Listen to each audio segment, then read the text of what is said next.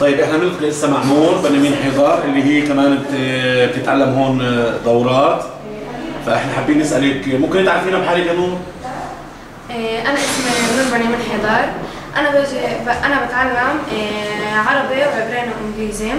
انا باجي هون عشان انمي قدراتي باللغه العربيه والانجليزيه والعبريه، وانا كمان اخذت شهاده تفوق، كل هذا بفضل مبروك. الاسوار.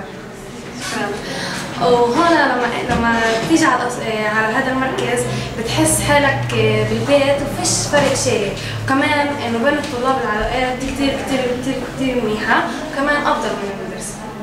اي دورات انت هون تتعلمي؟ لغه عربيه وعبريه. لاي صفوف؟ لاي مستوى صف؟ اي صف؟ للثامن. ثامن.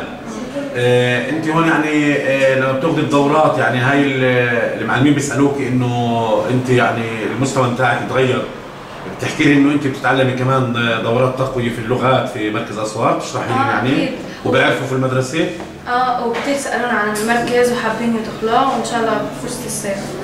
وفرصه الصيف انت يعني رح تدعي اصحابك وصحباتك ان يجوا كمان يتعلموا ويشتركوا في البرنامج الترفيهي هون؟ ان شاء الله اكيد رح ننبسط. وشو بتحبي تتعلمي انت؟ بالمستقبل. بالمستقبل طبعا ان لسه شاء الله. طبعا انا بفرجها لما اكبر، بس انا اكثر شيء حابه اتعلم بس طب ان شاء الله يا رب انك تصيري طبيبه. وشو طبيبه يعني نساء ولا اطفال؟ جراحه يعني خيروغ بدها تتعلم. يعطيك العافيه وبالنجاح. شكرا.